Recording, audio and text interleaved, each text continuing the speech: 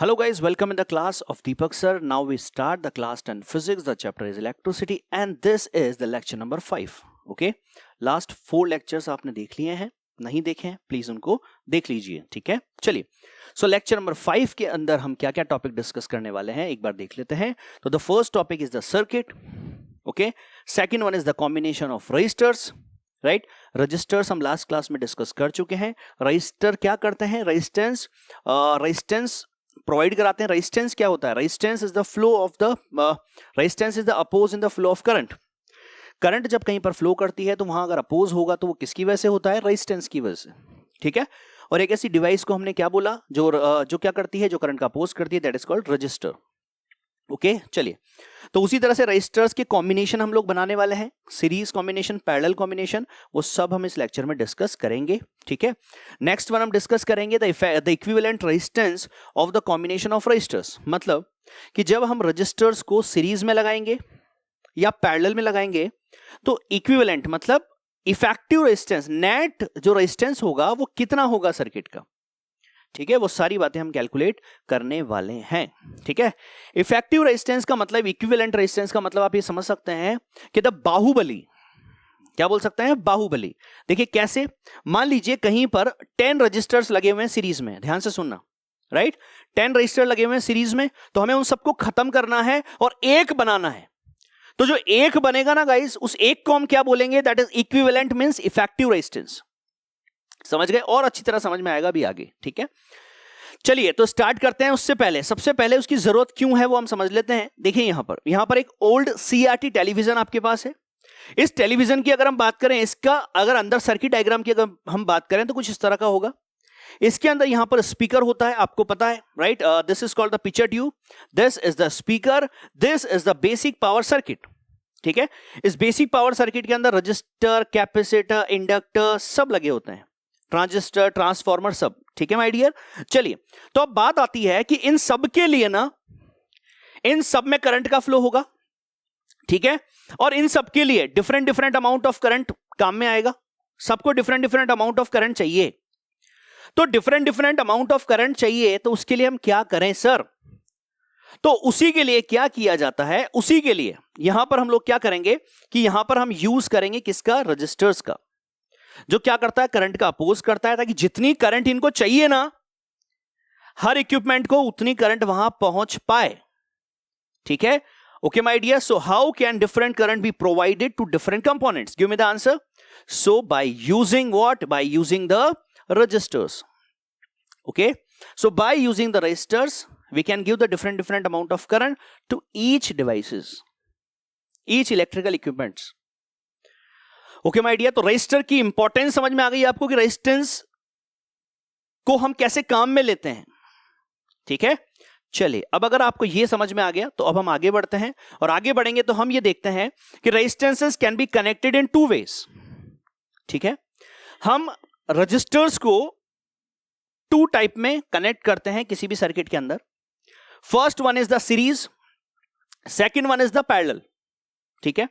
Series और parallel कैसे कैसे होंगे, सर्किट डायग्राम पूरा हम समझेंगे. अभी पहले हमने यह समझा कि रजिस्टर्स को कनेक्ट करने का सर्किट में 2 तरीका होता है, एक सीरीज और पैरेलल, ठीक है.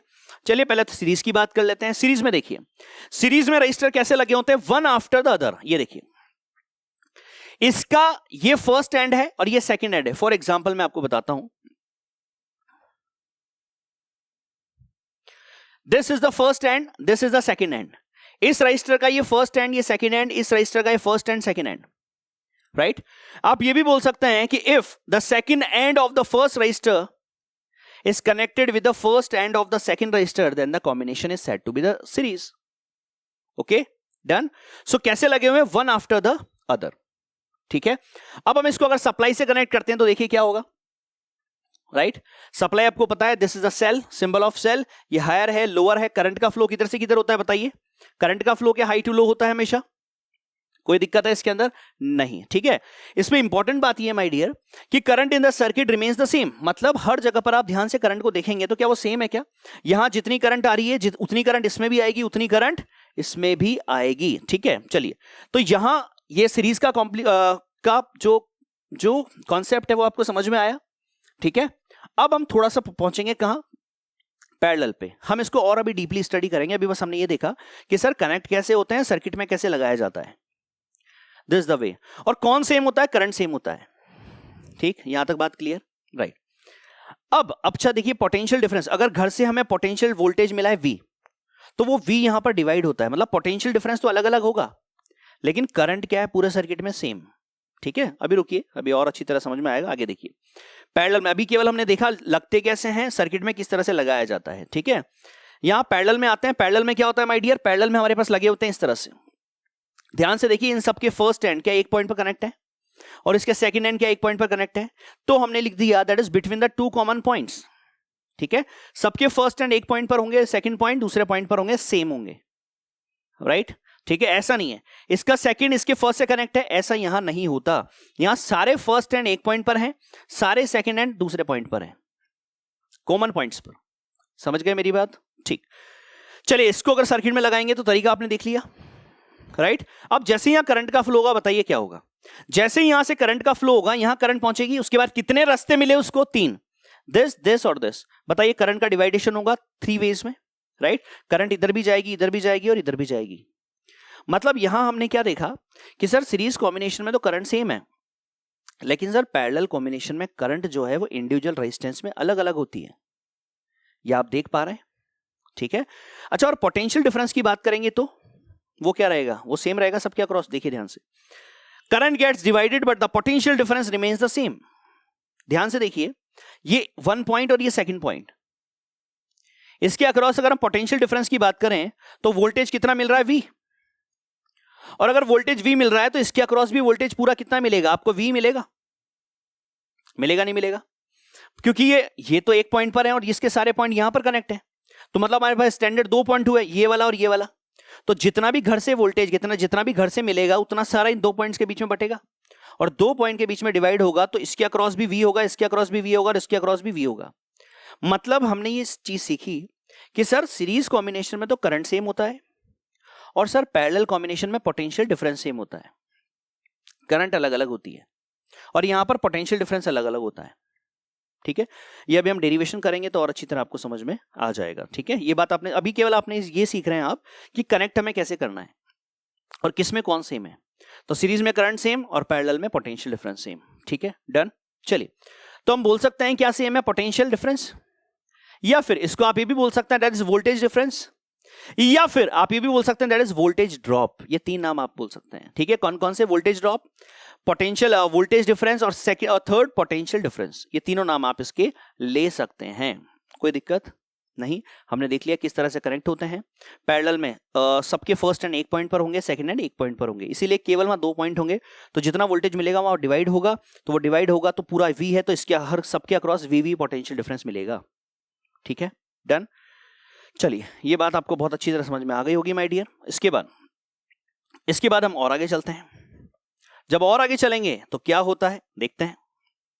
चलें, रेडी हैं? चलिए नेक्स्ट, अब हम आगे बढ़ेंगे तो हमारे पास नेक्स्ट हम बात कर लेते हैं कि सर आप अभी सीरीज कॉम्बिनेशन की बात कर रहे थे कि सीरीज कॉम्बिनेशन में जब इसको कनेक्ट किया जाता है तो उससे होता क्या है सर। इसके अलावा पैरेलल में जब कनेक्ट किया जाता है तो क्या होता है, वो सारी बातें हमें आप बता दीजिए। चलिए उसी को डिस्कस करने वाले हैं। सबसे पहले जब आप रजिस्टर को सीरीज में कनेक्ट करते हैं ना, फर्स्ट सेकंड थर्ड सीरीज में लगा देते हैं, तो सीरीज में लगाने पे एक्चुअल में होता क्या है, जब उनका नेट, जब हम बाहुबली बनाएंगे ना, तो नेट रेजिस्टेंस, इक्विवेलेंट रेजिस्टेंस मिलता है सबके एडिशन से, R1 plus R2 plus R3 plus R4। ये मैंने बोला आपको, ये सब मैं प्रूव करके बताऊंगा। So derive the formula for the effective resistance for 3 resistances connected in series and prove them, और उसको प्रूव करना है। ये आपके एग्जाम में पूछा जाता है। ठीक है, चलिए नेक्स्ट। तो हमारे पास for example there are the 3 resistors दिए हुए हैं। ठीक है, इन 3 रेजिस्टर्स को सीरीज में कनेक्ट है क्या, ये कनेक्ट है क्या, चलिए बहुत अच्छी बात, कनेक्ट है। ठीक है, R1 R2 R3 are the resistances, this the circuit. Circuit में आपने कनेक्ट कर दिया। सर्किट में जैसे ही कनेक्ट किया, मुझे बताइए करंट का फ्लो होगा किधर से किधर, क्या high to low, right. High to low जैसे ही करंट का फ्लो होगा, करंट पूरे सर्किट में सेम होगी क्या, बिल्कुल सर, सीरीज कॉम्बिनेशन के अंदर करंट पूरे सर्किट में सेम होती है।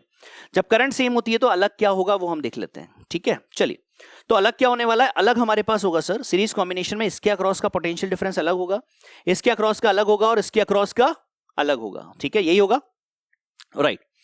अब है क्या, देखो घर से मिलने वाला कितना है, E, राइट, E, आप इसको V भी बोल सकते हैं, ठीक है, परेशान ना हो।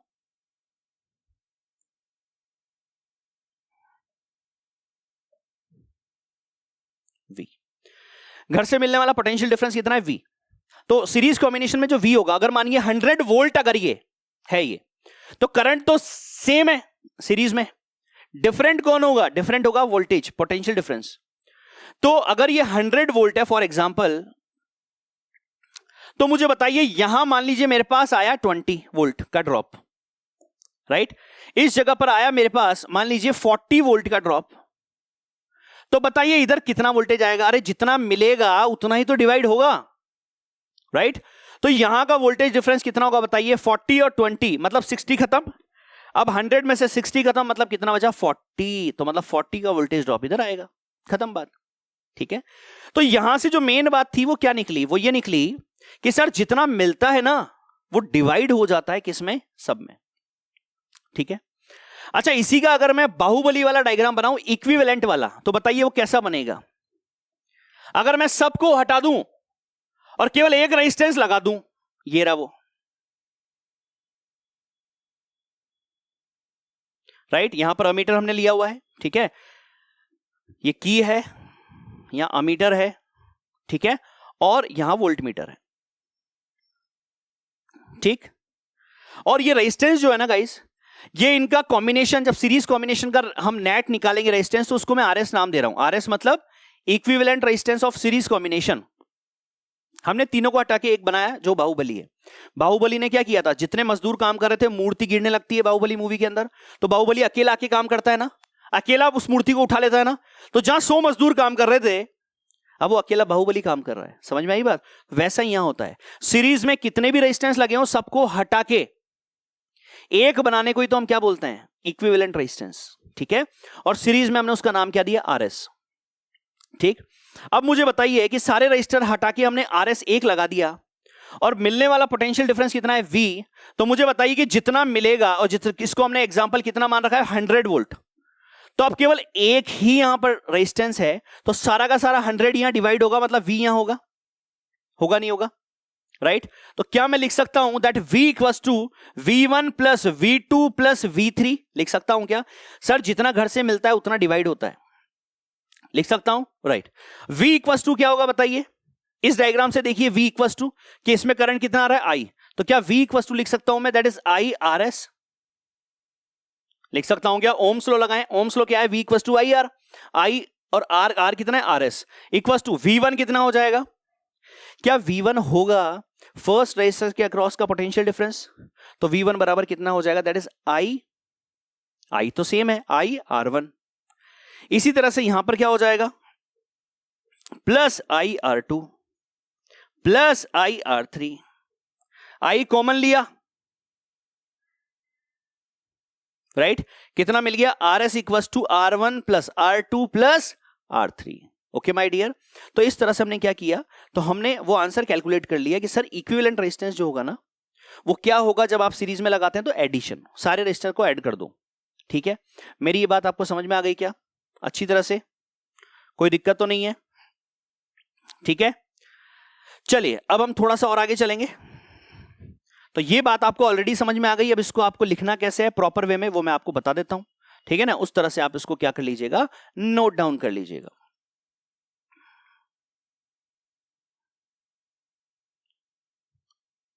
ओके माय डियर, चलिए तो कैसे कैसे आपको लिखना है वो देखिए ध्यान से। तो सबसे पहले हमने क्या किया, इंडिविजुअल हटा के अगर हम एक नेट पोटेंशियल की बात करेंगे, तो नेट पोटेंशियल कितना मिल रहा है, मान लीजिए V, तो V मिल रहा है, तो घर से जितना मिलेगा उतना डिवाइड होगा, तो सबके अक्रॉस V इक्वल्स टू क्या लिख देंगे हम लोग, क्या हम लोग लिख देंगे V equals to V1 plus V2 plus V3, ये लिख दिया, कोई दिक्कत नहीं। तो जो हमने थोड़ी देर पहले समझा वो सब स्टेप बाय स्टेप हम लिखा जा रहा है, देखिए ध्यान से। So according to the Ohm's law can we write that V equals to IRS, अभी लिखा था, RS क्या है, इक्विवेलेंट रेजिस्टेंस, ठीक है। चलिए इसी तरह से हम लोग लिख सकते हैं क्या, that is V1, that is V2, कोई दिक्कत तो नहीं। चलिए नेक्स्ट आगे देखिए, वैल्यूज हम रखना है V1 V2 और V3 की, कहां, इक्वेशन 1 में। जैसे आप वैल्यू रखोगे आपको ये मिलेगा, क्या I से I कैंसिल हो जाएगा, बताइए, क्या I से I कैंसिल हो जाएगा, ठीक। तो RS इक्वल्स टू कितना मिलेगा, R1 plus R2 plus R3, and क्या RS जो मिला क्या वो इक्विवेलेंट रेजिस्टेंस है, तो 3 रेजिस्टेंस सीरीज में लगे हुए हैं तो उसका इक्विवेलेंट रेजिस्टेंस क्या हो जाएगा, R1 plus R2 plus R3. Okay, my dear. So now we can say that R1 equals RS equals to R1 plus R2 plus R3. Okay. So the effective resistance is RS is the effective resistance is series. Okay. अगर हमारे पास बहुत सारे resistor हैं series में, मान लीजिए 3 नहीं है, बहुत सारे हैं, n है, n नंबर, तो क्या कर देंगे, तो that we can write that RS equals to R1 plus R2 plus R3 plus dash dash dash RN लिख देंगे. चलिए, तो यहां से हमने एक बात और समझी कि the effective resistance in series is the sum of the individual resistances. Effective resistance निकालना है, जितने भी सीरीज में लगे हुए हैं सबको ऐड कर दो, दैट इज इफेक्टिव. खत्म. ठीक है, डन, कोई दिक्कत तो नहीं. चलिए, तो अब हम और कुछ बात करते हैं, जैसे draw the circuit and make the required connections. ठीक है, फॉर एग्जांपल मान लीजिए मेरे पास ये डायग्राम दिया हुआ है, इस डायग्राम में मुझे बताइए कि कहां कहां क्या क्या करना है. करंट का फ्लो हो रहा है, इसका मतलब क्या क्या होना चाहिए बताइए. क्या की का क्लोज्ड होना चाहिए, राइट. जैसे की का क्लोज्ड होगी की, क्या होगा, करंट का फ्लो हो जाएगा. अच्छा, यहां पर पहले क्या था, वोल्टमीटर. वोल्टमीटर बताइए रहता है क्या सीरीज में, नहीं, तो वोल्टमीटर की जगह क्या हो जाएगा, अमीटर. अच्छा, ध्यान से देखिए, ऊपर ऊपर देखेंगे तो पहले था अमीटर, अब क्या होगा, होता क्या है, पैरेलल में वोल्टमीटर होता है. ठीक है, ये बात कंप्लीट है. चलिए, इसके बाद हम बात कर लेते हैं कि हमारे पास write the derivation of resistance in series. अगर एग्जाम में आता है तो आपको कैसे लिखना है, कैसे लिखना है. चलिए, मैं आपको बताता हूं, टाइम दे रहा हूं, अगर आप चाहते हैं तो. आप खुद करना चाहते हैं क्या, खुद करना चाहते हैं, इसको वीडियो को पॉज करिए और उसको करिए. ठीक है, अदरवाइज आप देखें यहां पर, ये रहा पूरा डेरिवेशन जो आप लिख सकते हैं कॉपी में. ठीक है माय डियर, कंप्लीट लिख लेंगे आप, स्क्रीनशॉट लीजिए और इसको कंप्लीट कर लीजिए. ठीक है, this is the derivation of the effective resistance in the series when the 3 resistors are connected. Okay okay, done. चलिए, नेक्स्ट हम कहां चलेंगे बताइए, नेक्स्ट हम कहां चलेंगे, पैरेलल में. अच्छा, जब रेजिस्टर पैरेलल में होते हैं तो क्या होता है सर, तो गाइस सीरीज में होते हैं तो रेजिस्टेंस ऐड हो जाते हैं, और जब पैरेलल में होते हैं ना कनेक्ट, तो वहां इफेक्टिव रेजिस्टेंस कैसे मिलता है, दैट इज 1/RP, मतलब पैरेलल का effective 1/RP equals to 1/R1 plus 1/R2 plus 1/R3. ठीक है, ये है इफेक्टिव रेजिस्टेंस RP, और इस तरह से फॉर्मूला बनता है पैरेलल कॉम्बिनेशन में इफेक्टिव का. अब सर हमने सीरीज का कर लिया, सर पैरेलल का आप बता दीजिए. बिल्कुल, मैं आपको पैरेलल का सिखाता हूं, ध्यान से सीखते जाइए. ठीक है, शुरू करें. चलिए माय डियर, सबसे पहले वही 3 रेजिस्टर्स किस में कनेक्ट हैं, ये दिख रहा है आपको, ये कनेक्ट है पैरेलल में. जब ये पैरेलल में कनेक्ट है तो मुझे बताइए, हमें पता है सर इस सबके फर्स्ट एंड एक पॉइंट पर कनेक्ट है, इन सबके ये वाले पॉइंट पर कनेक्ट है, तो ये पैरेलल कॉम्बिनेशन होता है. ठीक है, हर रजिस्टर के साथ अमीटर लगा हुआ है. ठीक है, जो हमें क्या देता है, करंट की रीडिंग देता है. ठीक है, चलिए, हमने इसको सर्किट से जैसे ही कनेक्ट किया, क्या करंट का फ्लो होगा, होगा. अच्छा, करंट का फ्लो किधर से किधर होगा, किधर से किधर. और हमें एक चीज और पता है कि सर पैरेलल कॉम्बिनेशन में क्या सेम होता है, पोटेंशियल डिफरेंस, और करंट हर ब्रांच में अलग अलग होती है. क्या आपको दिख रही है क्या, देखिए, करंट यहां से गई, यहां से डिवाइड हो गई. ठीक है, राइट. चलिए, इसके बाद अब हमने ये देखा कि सर करंट अगर फ्लो होती है ना तो करंट तो डिवाइड होनी है, तो यहां पर हमने late assume that current I is divided, that is I1, that is I2, that is I3. 3 part में डिवाइडेशन हुआ उसका. पैरेलल में कौन से में, पोटेंशियल डिफरेंस, राइट, और करंट हो गई अलग. यहां तक की बात क्लियर. चलिए, इसके बाद हम बात कर लेते हैं. देखिए, यहां पर दिया हुआ है वोल्टमीटर, राइट. आपको ये बात अच्छी तरह पता है कि मटेरियल हैविंग इनफाइनाइट रेजिस्टेंस, हमने वोल्टमीटर लगा दिया, और वोल्टमीटर का रेजिस्टेंस लास्ट 4 लेक्चर में हमने डिस्कस किया है कि वोल्टमीटर का जो रेजिस्टेंस होता है वो इनफाइनाइट होता है. तो इनफाइनाइट अगर होगा तो इधर से जब करंट जाएगी ना, तो इधर जो करंट जाएगी वो बहुत ही नेग्लिजिबल होगी. तो इसलिए आप इसको कंसीडर हम लोग नहीं करते, तो केवल हम बोलते हैं I equals to this I1, this I2, this I3. इसमें क्योंकि इसका रेजिस्टेंस ज्यादा है तो इसमें नेग्लिजिबल करंट जाती है, 0 मान लो, तो 0 करंट जाएगी, तो मतलब I इक्वल्स टू क्या होगा, I1 plus I2 plus I3. इसमें कोई करंट हम नहीं मानेंगे. समझ गए मेरी बात, कोई दिक्कत नहीं. ठीक है, आगे चलते हैं. नेक्स्ट हम आगे चले तो बताइए कि I equals to I1 plus I2 I3 है, राइट. वही ओम्स लॉ, हमारा ओम्स लॉ क्या बोलता है, V इक्वल्स टू IR होता है.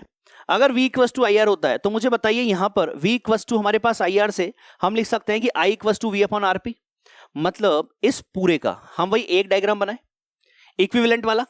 बताइए इक्विवेलेंट कैसा बनेगा, क्या इक्विवेलेंट ऐसा बनेगा, इसको बोल देता हूं मैं RP. मैं पूरा नहीं बना के, मैंने ये सेल लिया, ये की लगा दी, बस खत्म. यहां से ये वोल्टेज V है, अगर करंट जा रहा है I, ठीक है, तो यहां पर पोटेंशियल का डिफरेंस पूरा V होगा.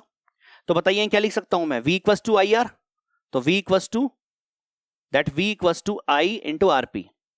तो बताइए I इक्वल्स टू क्या होगा, V अपॉन आरपी। मतलब इसका जब मैं इक्विवेलेंट वाला डायग्राम बनाऊंगा तो ऐसा ही बनेगा, और यहां पर हम लिख सकते हैं I equals to V upon RP. वही चीज यहां पर लिखी हुई है, परेशान नहीं होना है। मेरी बात क्लियर? चलिए आगे देखिए, नेक्स्ट देखिए, इसी तरह से हम I1 और I2 भी लिख सकते हैं क्या? लिख सकते हैं, बिल्कुल सर। इसी तरह से हमारे पास फर्स्ट वाले में देखिए, यहां पर रेजिस्टेंस कितना है R1, V कितना है वोल्टेज V, तो V इक्वल टू हो जाएगा I1 R1, तो I1 बराबर क्या हो जाएगा, V अपॉन R1। इसी तरह हम I2 लिख देंगे, इसी तरह से हम लोग I3 लिख देंगे। ओके, नेक्स्ट हम बात करें इन वैल्यूज को कहां रखना है, इक्वेशन 1 में, राइट रखें। जैसे ही आप इसको इक्वेशन 1 में रखेंगे, देखिए आपको क्या मिलने वाला है, that is V upon RP equals to V upon R1 plus V upon R2 plus V upon R3, right. V को हम कॉमन लें, और कॉमन जैसे ही लेंगे बताइए क्या होगा, क्या होगा, ऐसा मिलेगा। और जैसे हम V देख रहे हैं वहां पर सर V से V तो कट जाएगा, और जैसे ही V से V कटेगा ना my dear, we get the answer that is 1 upon RP equals to 1 upon R1 plus 1 upon R2 plus 1 upon R3। और क्या यही हमारा आंसर है? सीरीज में इक्विवेलेंट होता है R1 plus R2 plus R3, और पैरेलल में इक्विवेलेंट कैसे निकालते हैं, 1 upon RP equals to 1 upon R1 plus 1 upon R2 plus 1 upon R3। इसी तरह से n होंगे तो बताइए, n होंगे तो क्या होगा, क्या इस तरह से लिखा जाएगा? कोई दिक्कत नहीं, सब आपको कॉपी करना है। अभी रुकिए, अभी मैं एक स्लाइड दूंगा जिसमें आपको पूरा एज इट इज आपको कॉपी करना है, ठीक है। डन, यहां तक की बात क्लियर। भाई नंबर ऑफ टर्न्स n हो जाएंगे तो प्लस आगे चला जाएगा, ये उसमें क्या है, ठीक है। डन, चलिए नेक्स्ट हम बात कर लेते हैं आगे। ध्यान से देखिए, अगर हम इस फॉर्मूले को ध्यान से देखें तो यहां से हमें पता चल रहा है कि the reciprocal of the effective resistance in parallel is the sum of the reciprocals of the individual resistances. देखिए, इक्विवेलेंट का रेसिप्रोकल क्या एडिशन है इंडिविजुअल के रेसिप्रोकल के, है? बात समझ में आ गई? ठीक है ना, फॉर्मूले से हमें पता चल रहा है, ठीक। चलिए अब हम बात कर रहे हैं कि right the derivation of the resistance is parallel in parallel, ठीक है। तो यहां पर एक कुछ बना हुआ है, मुझे बताइए कि आप सोच पा रहे हैं क्या क्या फिल होगा, सोच पा रहे हैं क्या? देखिए एक बार इसको, थोड़ा सा आप खुद सोचिए, फिर मैं भी बताता हूं क्या क्या फिल करना है यहां पर। बताया जाए, ठीक। चलिए my dear, so time out now. This is I1 plus I2 plus I3। The second one is this, that V upon RP, that V upon R2, that is V upon R3, ठीक है। आगे put करते हैं, that is V upon RP equals to V upon R1 plus V upon R2 plus V upon R3।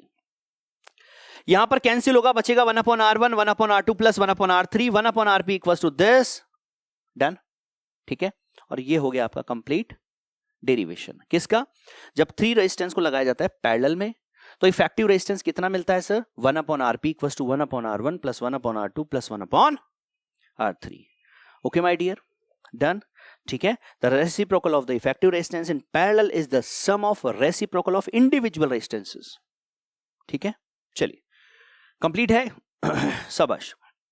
Next हम बहुत important बात करने वाले हैं, ध्यान से देखिए। क्या ये आपको दिख रही है डिवाइसेस, घर पे लगी होती हैं, right. That is TV, washing machine, that is fan, that fridge, that press, that ये सब इलेक्ट्रिकल डिवाइसेस घरों में लगी होती है, ठीक है। क्या आप मुझे बता सकते हैं कि ये सब डिवाइसेस घरों में किस तरह से लगी होती है? किस तरह से लगी होती है का मतलब कि ये पैरेलल में लगी होती हैं या सीरीज में लगी होती हैं। देखिए, इन सब का कोई ना कोई रेजिस्टेंस होता है कि नहीं होता है, इन सब का कोई ना कोई रेजिस्टेंस होता है।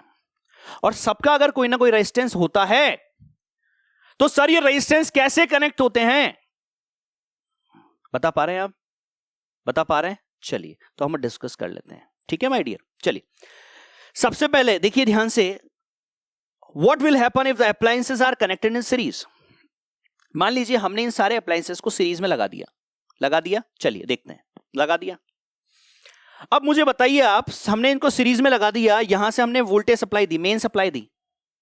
अब हमने यहां से मेन सप्लाई दी तो करंट का फ्लो होगा, बिल्कुल करंट का फ्लो डेफिनेटली होगा, हो रहा है करंट का flow.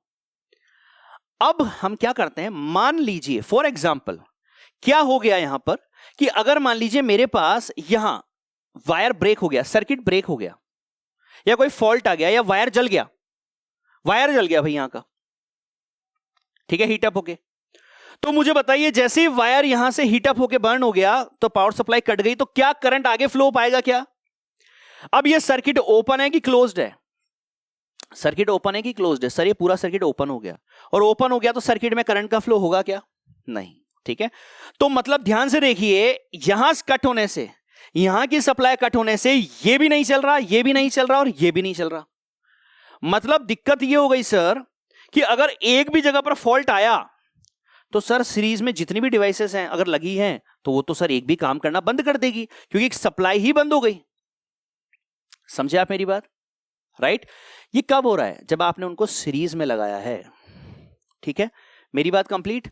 So if one appliance is switched off, all appliances will be off. Okay, done? Okay my dear, so now what will happen if the appliances are connected in parallel? तो sir हमने series में लगा लिया, parallel में लगा के देखते हैं होता क्या है। ओके, चलिए देख लेते हैं। देखिए वापस से हमने क्या किया, इनको पैरेलल में लगा दिया।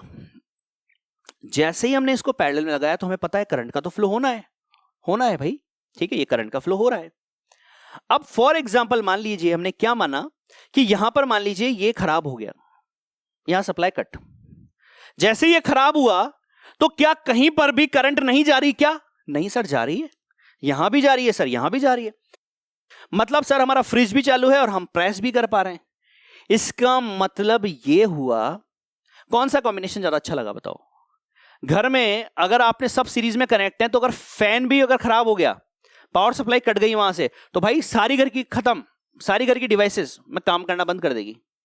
लेकिन अगर यही चीज पैरेलल में है तो केवल एक के खराब होने से केवल वही खत्म होगा, वही सप्लाई बंद होगी, और जगह की सप्लाई चालू रहेगी। समझ गए आप मेरी बात? सो मतलब माय डियर, कौन सा कॉम्बिनेशन आप बताइए इफेक्टिव रहेगा इलेक्ट्रिकल अप्लायंसेस के लिए? सर पैरेलल कॉम्बिनेशन, क्योंकि पैरेलल कॉम्बिनेशन में सर एक भी अगर क्या होता है, खराब होता है ना, तो दूसरी तो चालू रहती है। Okay, done my dear? So if one appliance is switched off, another appliances will still work. Done? चलिए, ये बात कंप्लीट है ना, कोई दिक्कत तो नहीं? चलिए नेक्स्ट आगे बात कर लेते हैं। मुझे बताइए how is meter at our home connected? बताइए मीटर कैसे कनेक्टेड होता है होम में? मुझे बताइए माय डियर, मीटर क्या बाहर लगा होता है?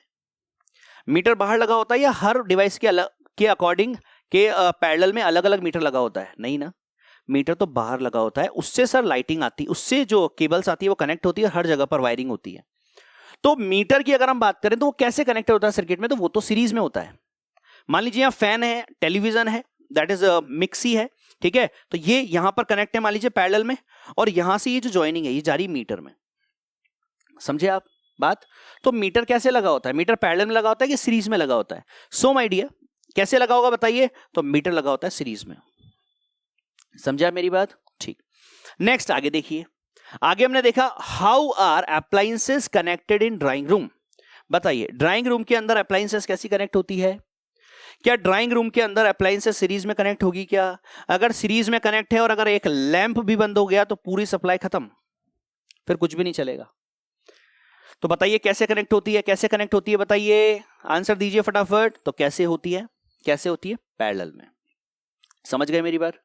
अच्छी तरह से, बहुत अच्छी तरह से ये चीजें आपको समझ में आ गई होगी, ठीक है, डन। चलिए so my dear, if one switch is on then only one appliances will work, ठीक है, sorry, if one switch is on then only one appliances will work। मतलब हमारे पास क्या है कि अगर एक ऑन है तो एक ही काम करेगी, ठीक है, दो ऑन है तो दो ही काम करेगी, ठीक है, राइट। चलिए सो नेक्स्ट हम बात कर लेते हैं माय डियर, क्या नेक्स्ट हम बात कर लेते हैं कि what are the advantages of the connecting electrical devices in parallel with the battery instead of the connecting them in series. Important, क्या एडवांटेज है? क्या एडवांटेज है कि हम उसको पैरेलल में कनेक्ट करें, सीरीज में नहीं? तो जो हमने चीजें अभी समझी वो बस यहां पर आपको मेंशन की जा रही है ताकि आप एग्जाम में लिख सकें, ठीक है। तो first one, when the number of electrical devices are connected in the parallel, each device get the same potential। पता है आपको पैरेलल में पोटेंशियल डिफरेंस सेम होता है, potential as the supplied voltage। Due to this the other devices are not affected if one device fails, तो अगर हर सबके across potential difference V है, एक अगर फेल भी हो जाती है तो वो दूसरी सारी वर्क करती रहती हैं, ठीक है। In series connection if one devices fail the circuit breaks and the other stop working. अगर सीरीज में आप लगाओगे तो एक भी अगर फेल हो गया तो पूरी डिवाइसेस बंद हो जाएगी, ठीक है। डन, फर्स्ट पॉइंट क्लियर है। चलिए सेकंड पॉइंट पर आते हैं।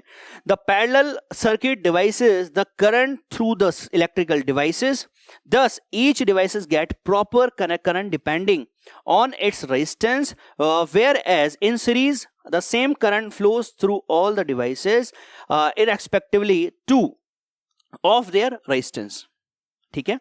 देखिए माय डियर, पैरेलल में क्या होता है ना, पैरेलल में हर रेजिस्टेंस को अलग अलग करंट चाहिए, ठीक है, या हर डिवाइसेस को अलग अलग करंट चाहिए, ठीक है ना। तो क्या होता है वहां पर पैरेलल में जैसे ही आप कनेक्ट करते हो तो इंडिविजुअल करंट पहुंचती है, ठीक है, जितनी उसको चाहिए। अगर आप सीरीज में लगाओगे इनको तो सीरीज में तो फिर same amount of current flow होगा।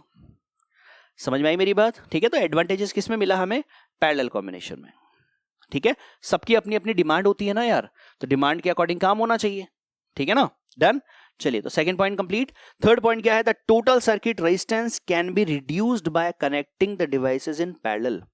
देखिए माय डियर, हम क्या चाहते हैं, क्या हम ये चाहते हैं कि हमारा जो रेजिस्टेंस क्या करता है, क्या रेजिस्टेंस अपोज करता है फ्लो ऑफ करंट का। तो हम क्या चाहते हैं कि पूरे सर्किट का रेजिस्टेंस कम रहे कि ज्यादा रहे, बताइए। अगर आपने सीरीज में कनेक्ट किया तो रेजिस्टेंस ऐड होते हैं तो बढ़ते जाएंगे, समझ पा रहे हैं आप बात। लेकिन अगर उन्हीं रेजिस्टर्स को अगर आपने कैसे कर दिया, पैरेलल में कर दिया, तो पैरेलल में कनेक्ट होने पे क्या होता है, रेसिप्रोकल होता है, 1/Rp = 1/R1 + 1/R2 + 1/R3 so on. तो इफेक्टिव रेजिस्टेंस जो होगा पूरे पैरेलल कॉम्बिनेशन का वो कम होगा कि ज्यादा होगा, कम होगा। बात समझे आप। सो क्या बोला गया, वही चीज यहां बोली गई है my dear. The total circuit resistance can be reduced by the connecting the devices in parallel. Parallel में हम लगाकर क्या कर देते हैं, पूरे सर्किट का रेजिस्टेंस कम कर देते हैं, तो फायदा ही फायदा है सर। रेजिस्टेंस भी कम हो गया, इंडिविजुअल अप्लायंस भी चल रही है, एडवांटेज है बहुत सारे। आप सीरीज में ऐसा नहीं कर सकते, सीरीज में आप कनेक्ट करोगे तो रेजिस्टेंस बढ़ेगा, सर्किट का रेजिस्टेंस बढ़ेगा तो करंट में अपोज बढ़ेगा। समझ गए मेरी बात अच्छी तरह से। तो इस लेक्चर में हमने कॉम्बिनेशंस पर मेन फोकस किया। कॉम्बिनेशंस दो तरह के, सीरीज और पैरेलल, ठीक है। सीरीज का equivalent R = R1 + R2 + R3, parallel का 1/Rp = 1/R1 + 1/R2 + 1/R3 so on. Done, ठीक है, लेक्चर कंप्लीट। ओके, सो मिलते हैं वापस से नेक्स्ट वीडियो में। Okay, thank you so much. Okay.